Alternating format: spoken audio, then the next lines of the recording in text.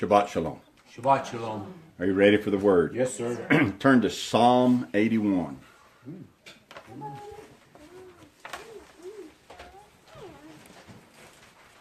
I love studying.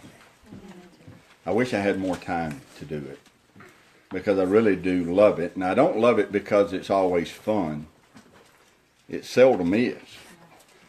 Most of the time, it is a time-consuming, brain-straining, hard work thing that we do. But I love studying because when you dig into the Word, clarity comes. And there's a freedom that's found. Pardon me. Our Messiah said it this way. He said, "You shall know the truth, and the truth shall make you free." Does anybody know what the sentence before that was, though? What he said before he made that declaration? Listen to this. He said, "If you continue in my word, then are you my disciples indeed. And you shall know the truth, and the truth shall make you free." So the preface to the knowing the truth and the truth making us free is to continue in his word. When we tarry in it, when we get in it and stay in it, when we abide there, when we stand there, when we place ourselves there so as not to be quickly removed. He said, if you will continue in my word, then are you my disciples. The word for disciple literally means you're my pupil, my learner. Right? So let me paraphrase it for you. Here's what he's saying. I can teach you, but you're going to have to want to know what I'm going to teach you. Yeah. Or we can paraphrase it this way. I'll teach you if you'll take the time and put forth the effort to hear what I have to say. See, if we'll put forth the effort to hear what he has to say, then we shall know the truth, and the truth will make us free. When you become my pupil, you shall know the truth. And to make us free means to liberate us. Well, that's why I love studying the Word, because his Word is truth. And as we are made to understand it, that truth begins to liberate us. Now, I've never studied the new moon before. Maybe I should have way before now. But the fact is I haven't. But a few weeks ago I set out to do that. I even announced to you that I was going to do that. And I was not looking forward to it. I'll be honest with you. Just wasn't real fired up about doing it. I love to study, but as I said, it's not always fun. It can be time-consuming and brain-straining. Right? And when it comes to the new moon, I knew there are a lot of views concerning it, which said to me, knowing that there are a lot of views concerning it, that said to me that there's a lot of information that has to be looked at, a lot of information that has to be digested, and some of it must be confusing or there wouldn't be so many opinions about it. Are you with me? Yes, sir. If it was just simple and clear cut, then there wouldn't be differing opinions about, number one, when the new moon even starts, and number two, should it be celebrated, should it not be celebrated, and if you are going to celebrate, how do you go about doing that? There are a lot of different opinions about all of those things. So at first, I wasn't excited about it. But the more I study it, the more true Messiah's words become. You shall know the truth, and the truth shall make you free. Yes. Studying the Word always brings clarity. Always. Studying the Word always liberates us. Always. When you listen to all of the opinions and to all of the ideas that are out there, those can be confusing. Right. If you just take and listen to this one, and then you listen to this one, and then you listen to this one, and all you ever listen to is all those various opinions, you will get confused. Right. But when you go to the Word, yes, it's different. one of the first things I wrote down in my notebook as I started to study, I got a notebook out, and one of the first things I wrote down in my notebook was this. I wrote, I do not want to be just another voice that adds to the vast amount of confusion concerning the new moon.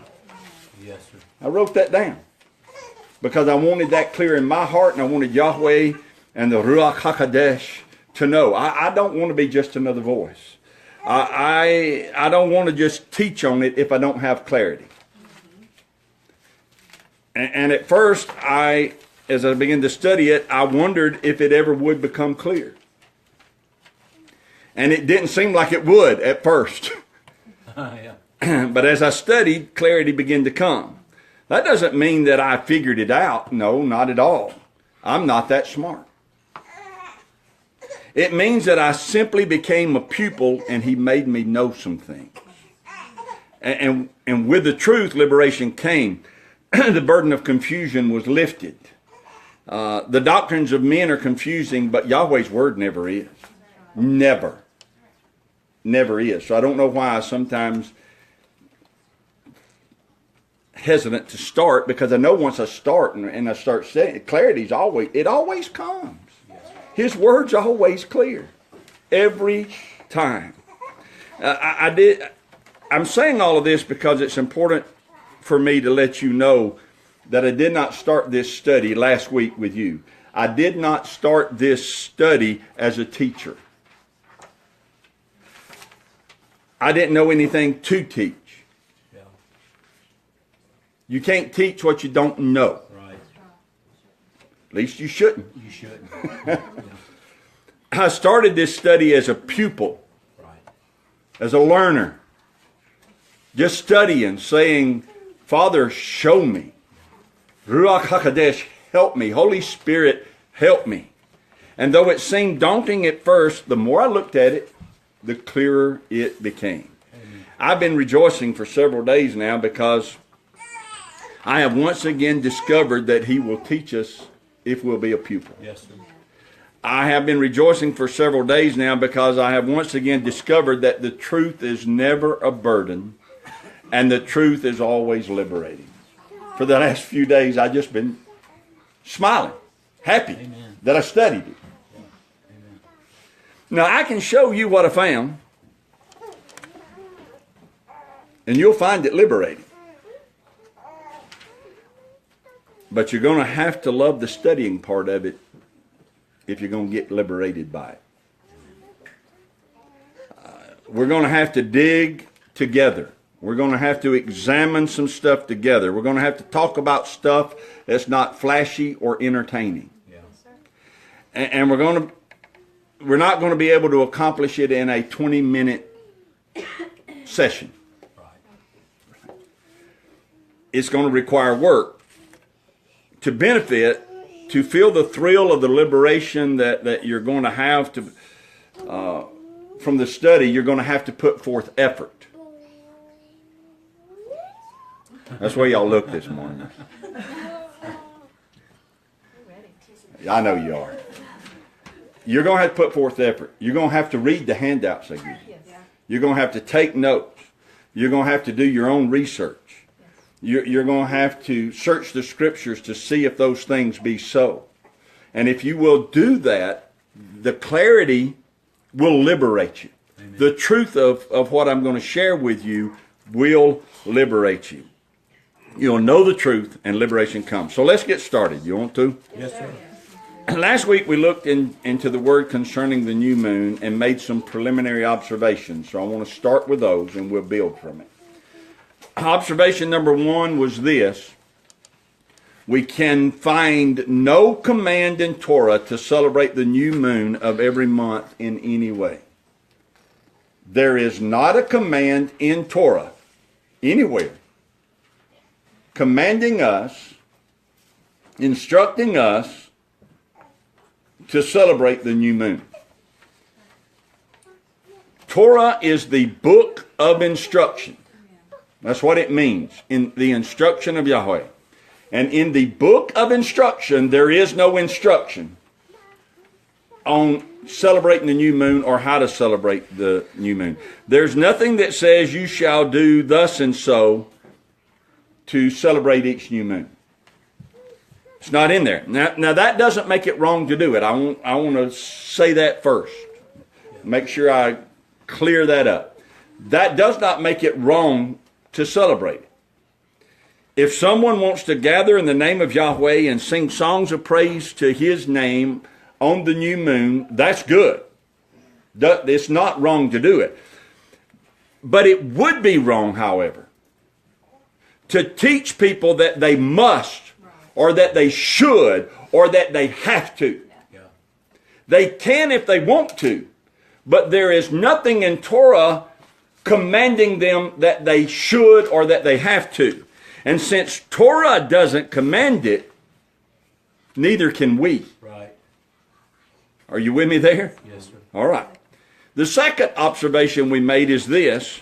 The word translated new moon is the Hebrew word Kodesh. Chodesh.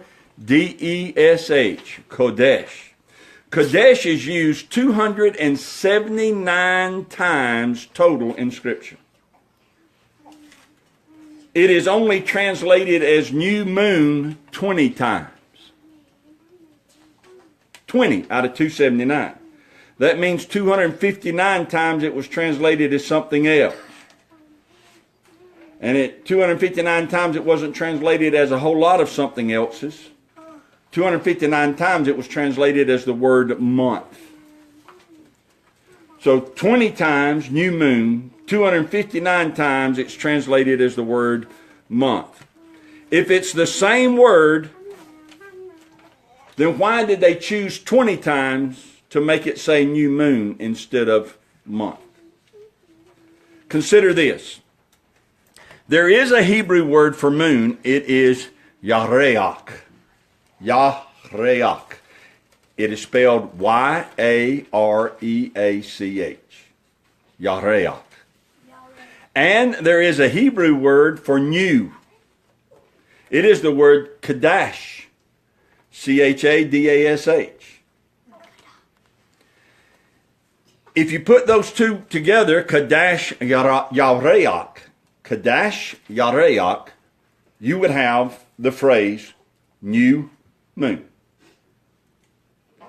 But in the 20 times we read the words new moon in the Scripture, the word for new and the word for moon is never used. Instead, it is translated from the Hebrew word Kodesh. Now, Kodesh comes from the Hebrew word Kadash, but Kadash means to rebuild, to renew. That's what, to become new. That's what Kadash means. It means new. But Kodesh, though Kadash is the root of it, Kodesh does not mean that. Kadash means it. Are you with me? Yeah. All right. Kadash means that. But the Hebrew word Kodesh doesn't mean that. What does the Hebrew word Kodesh mean? 259 times translators said to us this word means month. Not new moon, but it means month. And so they, I know I'm repeating, but we've got to lay the foundation if we're going to go on. They translated it as month over and over and over again. So why suddenly is it now translated as new moon? Those are two important observations to make as we begin our study. Number one, Torah does not command a new moon celebration. Number two, the word translated as new moon is actually translated as month 259 out of 279 times. That's significant. Those two observations should prompt us to do one thing. Keep digging. To continue in the Word so that we can become pupils who know the truth and get set free by it. So here's what I want us to do today. There are two passages that seem to be the major passages used by those who celebrate the new moon. Two passages that are used by them that seem to indicate that there should be some type of celebration with a new moon. One of those passages is 1 Samuel chapter 20, and one of those passages is Psalm 81. We will get to 1 Samuel chapter 20 next week, I hope. But this morning, we're going to focus on Psalm 21. Now, there are other passages. I'm not saying those two are the only two. Make sure I make that clear. I'm not saying those two are the only two, but I am saying that when people begin to talk about celebrating the new moon, those two seem to be the primary passages that are used. So let's read Psalm 81. Are you ready? All right, Psalm 81, verse 1. Sing aloud unto Elohim our strength. Make a joyful noise unto the Elohim of Jacob. Take a psalm. Bring hither the timbrel, the pleasant harp with the psaltery. Blow up the trumpet in the new moon, in the time appointed, on our solemn feast day. For this was a statute for Israel and a law of the Elohim of Jacob. Well, what's the first thing that jumps out at you in this passage? There's a call for a great celebration, right? There's supposed to be singing and music and shofars and shouting and timbrels. There is a call for a joyful, commanded celebration. This call for a celebration is said to be a law of the Elohim of Jacob.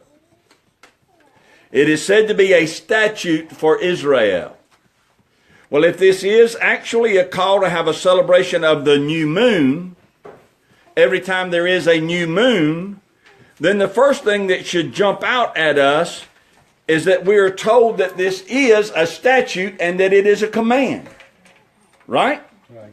We cannot just take the first three verses that call for a celebration and that mention the words new moon. We cannot just take those three verses and assume that we're being commanded to have a new moon celebration at every new moon conjunction or sighting of the new moon and ignore verse 4. Right. If the first three verses are telling us that we should have a celebration of every new moon, then we have to balance it with verse 4 that says we have to do it because it's commanded and it's a statute. Right. You can't take verse 4 out of the equation. Right. Stop. Verse 4 says the celebration that's being spoken of here is a statute and a law. So if this is indeed a call to celebrate the new moon, then I should be able to go into Torah, right, where the laws and the statutes are listed, right, and find the law and the statute that tells me that I am to celebrate the new moon. Yes, sir. So I go and I look. That's the part of the studying that's not fun. Because you read that in Psalm 81, it sounds simple. It's no problem. Hey, I'm going to celebrate the new moon because I'm told it is a commandment and a statute. I'm going to go find that commandment and statute and I'm going to do it. But then I look and I look and I look and I look and it's not in there. Well, that creates a problem. Right. Because has the word stated something that's not true? Is it telling me to celebrate the new moon because it's a command and a statute? But the truth of the matter is there is no command or statute. So they stated a falsehood in Psalm 81. Or is it possible I misunderstood what they were saying? Yeah, that's possible. That's more possible, isn't it? Yes, sir. More plausible. So now what do we do with this passage? It seems to say that we have to have a joyous celebration of the new moon. And it seems to say that it is a statute and a law that we are instructed to do. But no statute can be found, no law is written. So now we can do one of two things. One, we can ignore verse 4 and build our doctrine on a new moon celebration based on the first three verses. Or, number two, we can become a pupil and be willing to continue in the word until truth comes. And with the truth comes clarity and liberation. Yes, sir. I say number 2, don't you? Yes, sir. Okay.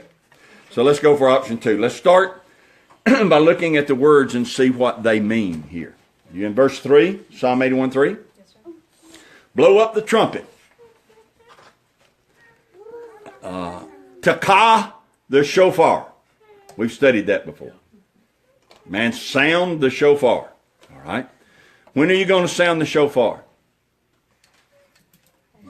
In the new moon. The word translated new moon there, as we've already stated, is the word Kodesh. And it means month 259 out of 279 times. So we need to mark that and remember it. So could it say blow up the trumpet in the month? Well, see, that the reason they might have changed it to new moon is because that made no sense. Blow up the trumpet in the month. But let's continue.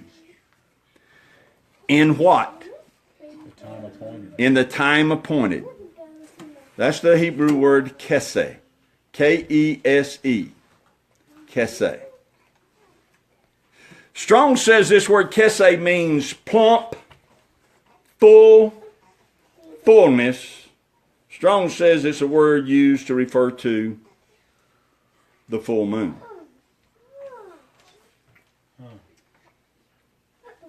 Well, wait a minute. Are we talking about the new moon or are we talking about the full moon? Yeah. You can see if they translated new moon, you can see why they didn't want to translate it full moon here. Right. In the time appointed. Look at another place. Keep your place in Psalm 81, but go to Proverbs 7.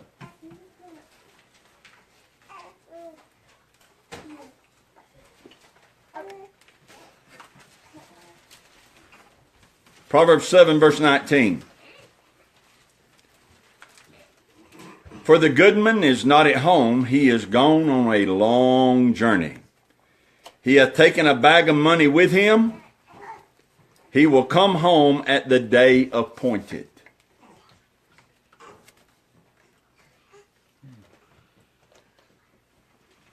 When will the goodman of the house be home? She knows when he'll be home. Full moon. She knows he'll be home at the full moon. And so there is no need for the one to whom she is speaking to be concerned, because they're either in a waxing moon or a waning moon. I don't know which, but it's not full. Yeah. So she's trying to calm him down, and she said, it's okay. The goodman won't be back. And she knows exactly when he'll be back. At the full moon. Yeah. That's what he told her when he left. You with me? Yes, sir. Now that makes perfect sense. One, it allows her to identify when he's coming home. Two, traveling during a full moon makes a whole lot more sense than traveling when there is no moon. Right. I'm not saying he's walking all night, but he might be walking early in the morning, he might be walking late in the evening. Right? And when there's a full moon, you can see, you could extend your travel. Definitely. There was back when I used to deer hunt a lot, there was a catch-22 when there was a full moon. It was a little bit aggravating because you knew the deer had probably been feeding all night, were going to bed down during the day. But the other good thing about a full moon was you could walk in the woods early in the morning without having to use a flashlight, and you could stay late into the evening and walk out without having to use a flashlight because you could see clearly with a full moon. So this word, kese, that's translated in the appointed time, on the day appointed, refers to a fullness, a plumpness of the moon, a full moon. Okay? So let's now look at verse 3 with this knowledge and see where we are. Psalm 81, verse 3. Blow up the trumpet in the new moon in the time appointed. Or we could say it this way. Blow the trumpet in the month, the full moon. Yeah.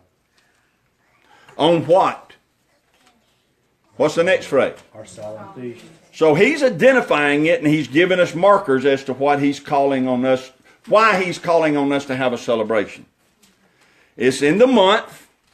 It's during a full moon on our solemn feast day. The word here for feast is not moed, and it's not moedim. What are moeds and moedims? Appointed times. The word here is chaq, pronounced kag. In English, we'd say kag. In Hebrew, they'd have more of a guttural kag or something, but so I don't stumble all over myself today, we're just going to use Alabama English and say kag. Okay? Kag, according to Strong's, means a festival or the victim or sacrifice of a festival. Excuse me. Does it matter that the word kag is used here instead of the word moed? You betcha it matters. It matters a lot. Write this down if you're taking notes.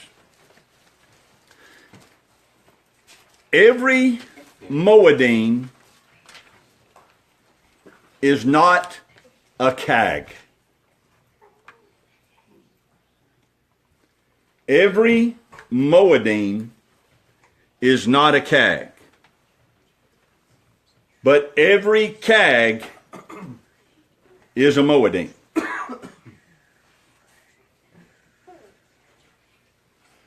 A solemn feast or festival may not be a kag, but it is a moedim. If it is a kag, it is a moedim, but not every moedim is a kag. This word kag only refers to 3 moedims. How many moedims are there? There's 7. Out of 7, only 3 of them are called a kag. 4 of them are moedims. All 7 of them are moedims. Are you with me? Well, let's just name them. What are the 7? First month. Passover. Feast of unleavened bread. Unleavened bread. First fruits. Feast of weeks. Now let's go to the 7th month. Yom Teruah. Come on. What's the next one? Yom Kippur. Sukkot. There you go. Or tabernacles. Those are the 7. Of those 7, all 7 of those are moedim. Inside those 7 are 3 that are separated out, and they are called kags. The word that's used in Psalm 81. 3 of them are called kags. And there are 2 of those moedim kags. There are 2 of those feasts that are held during a full moon. 2. What day would the full moon fall on? 15th day. What 2 moedim are celebrated on the 15th day of the month? Sukkot and one after. Unleavened bread. Passover runs into it. As we've said over and over again, you can't separate the 2. Passover that afternoon feeds into unleavened bread. The 2 cannot be separated, but unleavened bread actually starts on the 15th. So you've got unleavened bread on the 15th. You've got Sukkot on the 15th. You now have 2 kags, festivals, being celebrated during a full moon. Is it possible that Psalm 81 is referring to one of those 2 feasts instead of just celebrating a new moon? Here's our clue as to what this passage is actually speaking about. It is talking about a particular month or months that has a moed that takes place during a full moon. These 2 moedim with one other, we'll see it in a minute, are referred to as kags. They're not just moedims, they are kags. The other 4 are never referred to as feast or kags. They're only referred to as moedims. Well, this is where we have to do the fun part of running references. As we run the references, we'll see it manifest, but we have to run the references. When you run the references, here's what happens. You know the truth, and it starts setting you free. Turn to Deuteronomy 16:16.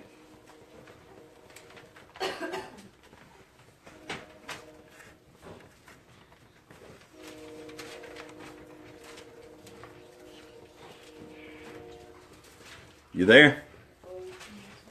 Deuteronomy 16:16. 3 times in a year shall all your males appear before Yahweh, your Elohim, in the place which he shall choose.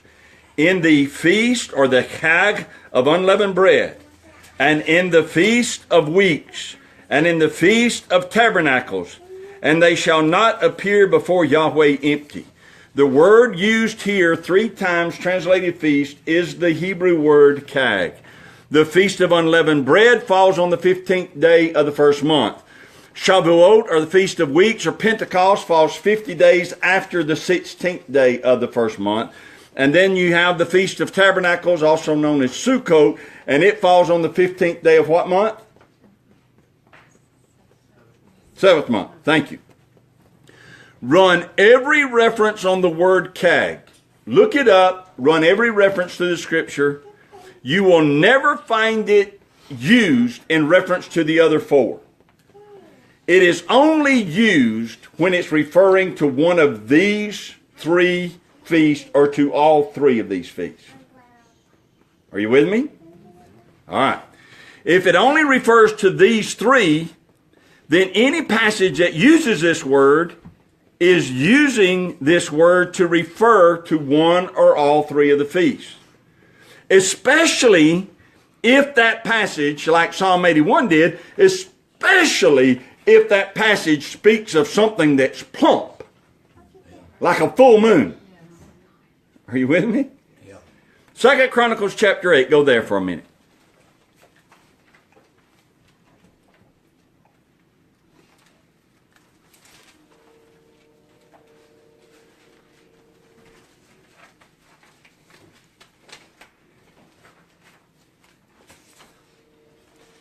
Second Chronicles 8:13. Even after a certain rate every day, offering according to the commandment of Moses on the Sabbaths, and on the new moons, and on the solemn feasts 3 times in the year, even in the feast of unleavened bread, the feast of weeks, and the feast of tabernacles. There it is again, right?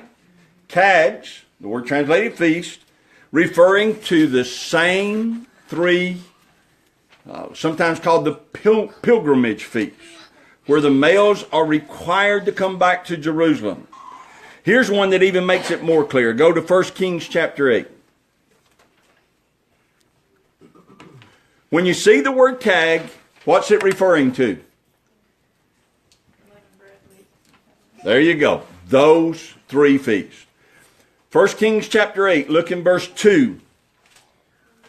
And all the men of Israel assembled themselves unto King Solomon at the feast in the month of Ethanim, which is the 7th month.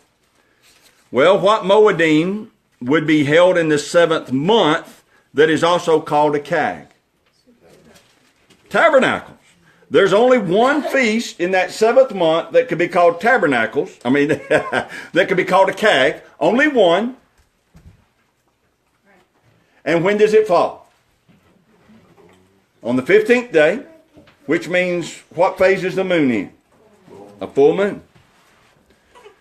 Only one of those feasts listed in Deuteronomy 16:16 as a feast or a chaq could possibly be referred to here in this passage. Only one. The 7th month, the 15th day, is referring to the Feast of Tabernacles. This same incident that we looked at in, where was it a while ago? Chapter 8 is also found in 2 Chronicles 7. Let's look at it. I should have looked at it before I had you turn, but it's okay to break those pages loose and to turn and to look. 2 Chronicles chapter 7, verse 8. Also at the same time, Solomon kept the feast 7 days, and all Israel with him, a very great congregation, from the entering in of Hamath unto the river of Egypt. He kept the chaq 7 days. Well, if he kept the chaq, a feast for 7 days, what feast was he keeping? And he's dedicating the temple. What feast is he keeping? He's keeping Sukkot. He's keeping tabernacles. Second Chronicles chapter 8, verse 13. That's the one we read a while ago. But let's think about that verse here for just a moment. If you look in 2 Chronicles chapter 8, verse 13, let me find it. Yes, there in the middle of it, it says on the new moons and on the solemn feast. The word solemn feast is the word Moedim. Okay? There are 3 Moedim that we're told that are cags, and those 3 get listed here. On the Sabbath, new moon, I'm sorry. I'm confusing myself. Let's simplify this because clarity comes. The word translated solemn feast there is not Moedim. It is cag. And it lists those 3 feasts for us again. So this passage, 2 Chronicles 8, 1 Kings, these passages are important clues for us. Yes, sir. It is not telling us to offer, according to Moses, a certain rate every day on the new moon and on the Moedim. It is saying that Solomon had built an altar, and he made sure that offerings were made on the Sabbaths, on the months, and on the Moedims. That's right. Solemn feast there is Moedim. Yes, that's where I missed it. Let's go back and look at it, because it's important that we get it. We're going to read it. 2 Chronicles 8:13. And after a certain rate every day, offering according to the commandment of Moses on the Sabbaths, on the new moons, on the solemn feasts, 3 times in a year in the Feast of Unleavened Bread, and in the Feast of Weeks, and in the Feast of Tabernacles. Break it down and think about what we know about the word, about those last 3 feasts listed. Those last 3 feasts listed are cags, correct? Yes, sir. Okay. Those last 3 are in a category by themselves, right? So all verse 13 is telling us, it is not telling us to have a new moon celebration. This is going to bring clarity. It is not telling us to have a new moon celebration. What it is telling us is that this altar Solomon built, he made sure that when there were supposed to be offerings on that altar, when there were supposed to be sacrifices on that altar, no matter when it fell in the month, no matter what Sabbath it was, no matter what Moed it was, or no matter what Cog or Cag it was, those sacrifices were offered. Are you with me? The word translated new moon could be month there just as easily as it could be new moon. It's just letting us know that no matter what month you were in, if it was just supposed to be a Sabbath sacrifice, it was there. But if you were in the first month or you were in the 7th month and there were special cags taking place, then there were also offerings and sacrifices made on those days. 3 times a year during the cags, sacrifices were made. So new moons and cags in the same sentence are referring to the feasts that fall during certain months. Go to Ezekiel 45. Y'all are making me sweat this morning.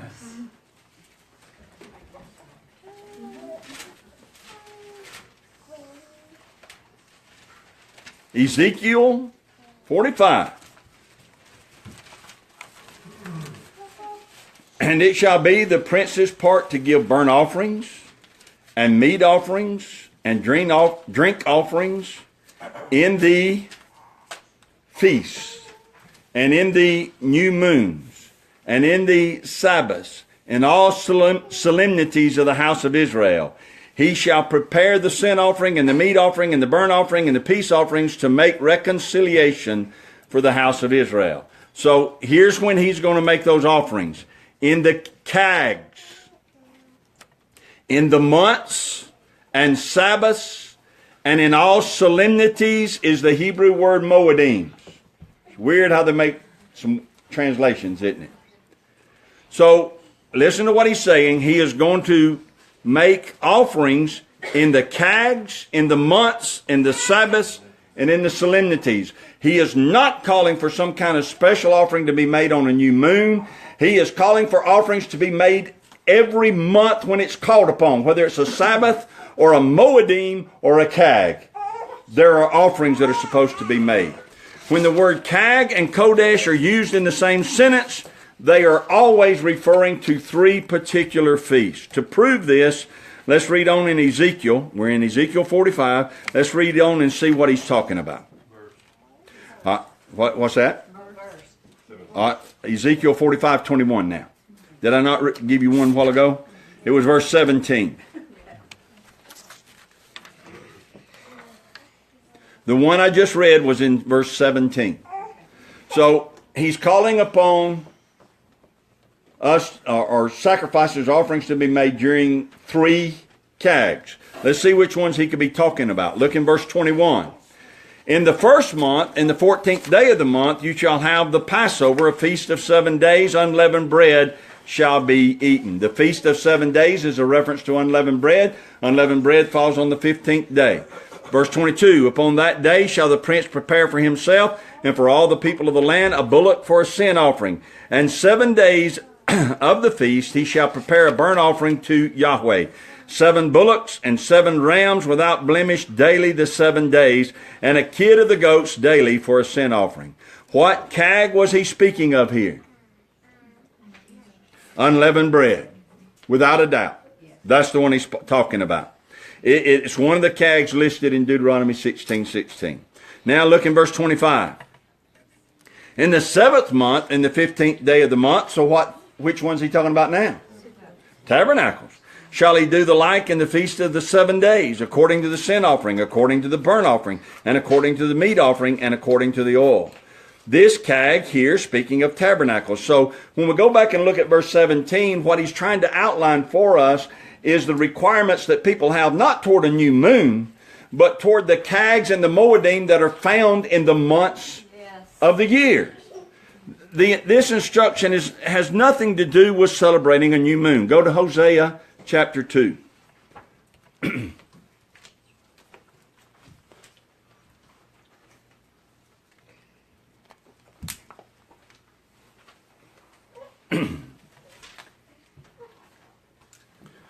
You there? Hosea 2:11. I will also cause all her mirth to cease, her feast days, her new moons, and her Sabbaths, and all her solemn feasts. What is Yahweh causing to cease? Her chags, the months, her Shabbats, her Moedims. Solemn feast is the word Moedim. So her chags, the months, her Sabbaths, her Moedim. Every month marked the time of worship of Yahweh. That's what's so awesome about it. We'll talk about this before we close out of this study. Remember what Colossians 2 told us about these Moedim? Or excuse me, about the new moon? That they are a shadow of our Messiah. Right? They are a shadow of things to come. Well, if we're talking about months, I don't want to get ahead of myself here, but if we're talking about months, what a beautiful picture this is. Because if you failed this month, if you didn't keep the Sabbaths this month as you should have, if you didn't keep the feast this month as you should have, if you just didn't know, that's okay. Another month is coming. It'll be rebuilt. And Yahweh in His mercy has given you another chance and another opportunity. Are you with me? But here in Hosea 2, there is a warning that a day is coming when those months will not renew. There will not be a new opportunity. You will not have another chag. You will not have another Sabbath. You will not have another Moedim where you can come and offer your worship up to Yahweh. It's not talking about a new moon celebration. It's talking about those months that renew their self so that we have an opportunity to come before Yahweh. Look in Hosea chapter 9.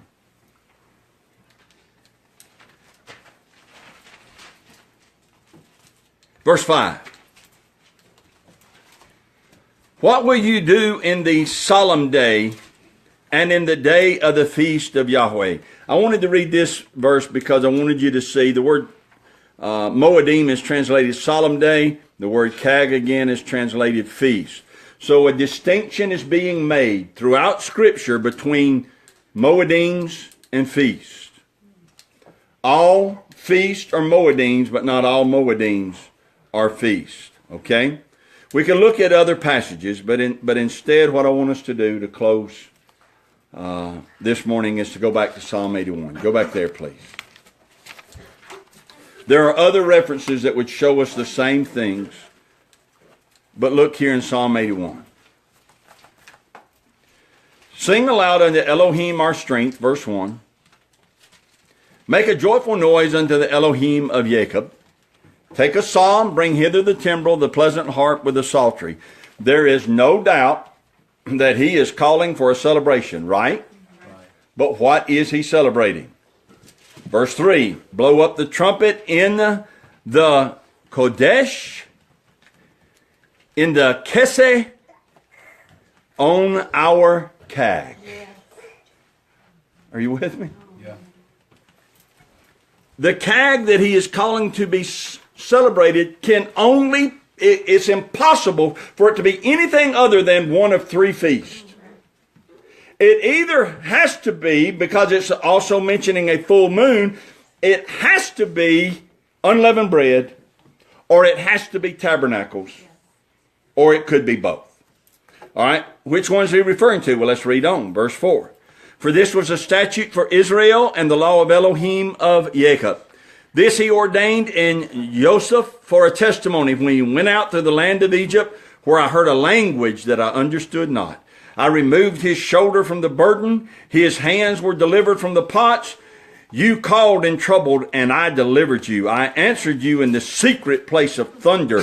I proved you at the waters of Meribah.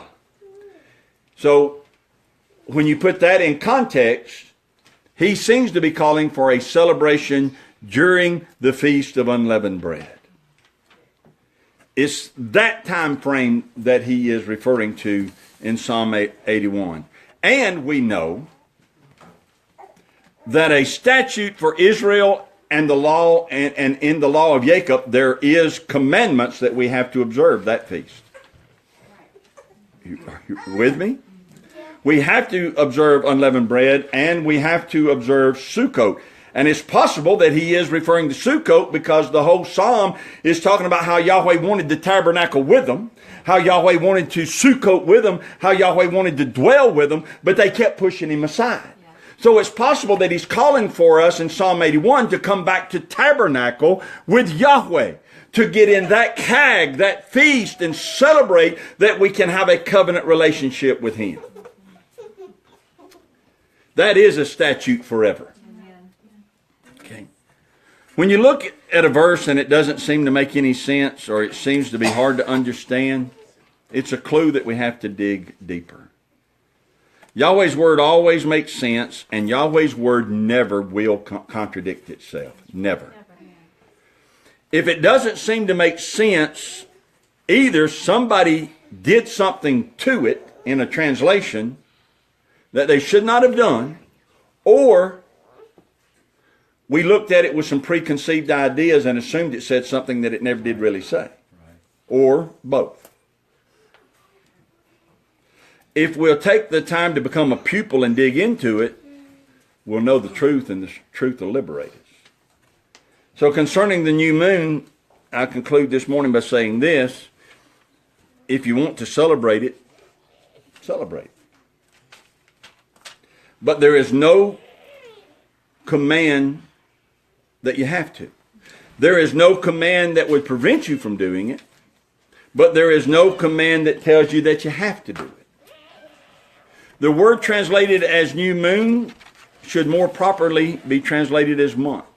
If it's translated as month 259 out of 279 times, that's an indication to us of what the word means. And Psalm 81 is referring to a feast that's being held during a full moon. It could only possibly be one of two. It's not about a new moon. It is about unleavened bread or tabernacles. It's not a call to celebrate the sighting of the crescent moon or the conjunction of the crescent moon. Next week, we'll look at 1 Samuel 20, I think. And we'll talk about it. But between now and then, run your references on the word chaq. If you don't know how to do that, get with me. I'll be glad to show you how to do that. But run your references on the word chaq. Let it confirm in your heart and in your mind that when that word is used, it's not a reference to some kind of new moon feast. It can only be a reference to one of 3 feasts. And in Psalm 81, since it's a full moon, it could actually be a reference to only one of 2 feasts. Yes, sir. I understand what you just said. Okay.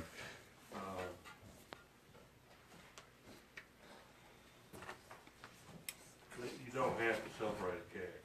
Right. No. No, you don't have to celebrate the New moon. Right. which means, what would you do to celebrate? Sacrifice, music, have a party? Well, all that's called on in Psalm 81, I don't mean to cut your question off. Were you through? Yeah. All that's called on in Psalm 81, it's not calling there for any sacrifices. All it's calling for is a joyful celebration. Music, shouting, sounding the shofar, which again sounds to me a whole lot like the celebration of Sukkot, of Tabernacles. We are commanded to do those things. Now, as to how to celebrate a new moon, since it's not commanded that we do that, there is no instruction on how to do it. You know, a lot of people take these passages and use them to say this is how we're going to do it. I think as long as you are honoring Yahweh, again, we're not commanded to not do it. Yahweh said anytime you get together and just think on my name, I'm going to make a record of it. So if somebody gets together and says, I'm going to do it on the new moon, and they think on his name, he makes a record of it and says, thank you. Yeah. And we'll thank them for it. As long as they're not bringing pagan practices into the observance of it, it's good. Sabbath is not the only day. It is the set apart day, but it's not the only day. Right. And the Moedim are not the only days that we can worship Yahweh. But they are set apart days where we're commanded to meet with Him. And we cannot ignore those. But I sure hope that tomorrow and Monday and Tuesday and so on, the first day, the second day, the third day, the fourth day, that I hate to call them by those pagan words, but that we think on His name and celebrate His goodness other than just today. Amen. Well, I'm glad we do it today, though, aren't you? Yes, sir. Are you still recording? I am. The Sabbath is loaded with benefits. Yes, sir. Well, I'll make a comment. Yes, sir. You know, I have always been reluctant to celebrate the new moon. Right. Okay? And the reason for that is all through my life, anything to do with celebrations of the moon or the lunar cycle or like that have always been associated with cult practices, pagan practices. So that has been one of my... I think that's a legitimate concern. And just, I'm going to restate it just in case folks here can't hear. What you're saying is that you're hesitant to celebrate the new moon because the new moon, the observance and celebration of a new moon is done by a lot of cults and pagans. It's connected to a lot of what they do. We know that there are religions whose very image is the crescent moon. And so I understand that. That is a legitimate concern. Job, you remember when he was defending his integrity? Do you remember one of the things he said in defense of his integrity? He said, I have not so much as even lifted up my eyes in admiration at the moon. Evidently, the era in which he lived and the territory in which he lived had a lot of moon worshipers. Now you can be assured of this. He knew when each month was by the observance of the moon. But he never looked up at the moon in any type of admiration other than the fact that no more than you would admire your calendar. It was just his calendar. Right?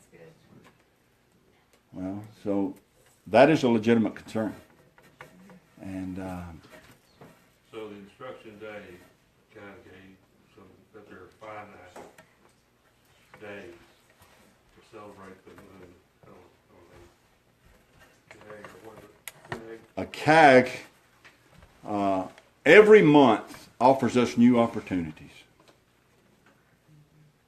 We're going to just, I think, spend one whole service on that. But when we think about that shadow, every month offers us new opportunities.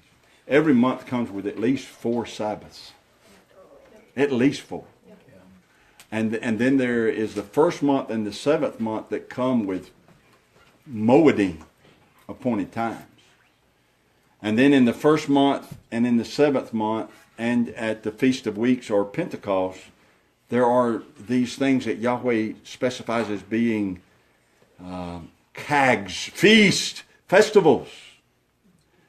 So every month offers those to us. And so the moon's purpose is to make us aware of when those are coming up. But we're not to celebrate, there's a new moon, let's celebrate it. There's no command to do that. If there was, we'd do it. Yes, sir. Confusing. What's that? It's confusing. I said it's confusing. It Why co- would they have something there that's not, you don't have to do it? Right. You do if you want to. Well, And it, right. Understanding the purpose of the moon, when it renews itself, understanding its purpose rather than wrapping our lives around the moon. Right. It's a signal, like I check my calendar It's to know. to mark time. To mark time. It's to mark time is what it's there for. And we're going to see that, I really will be getting ahead of myself a little bit here, but may as well put that out there. We will see that there is one, well, not necessarily a new moon, but there is one month when we have to make sure that we know that we know that we know that it's the first day of that month. So, well, maybe 2 of those. Actually, we have to know when they all are if we're going to celebrate the appointed times we're supposed to have with Yahweh. But understanding that will help us understand some other scripture. Any other questions? This is good. I love this. Any other question or comment? We cannot overstate the importance of the moon. But just because it's very important does not mean that we have to mark every time it renews itself in some type of celebration. Stand to your feet.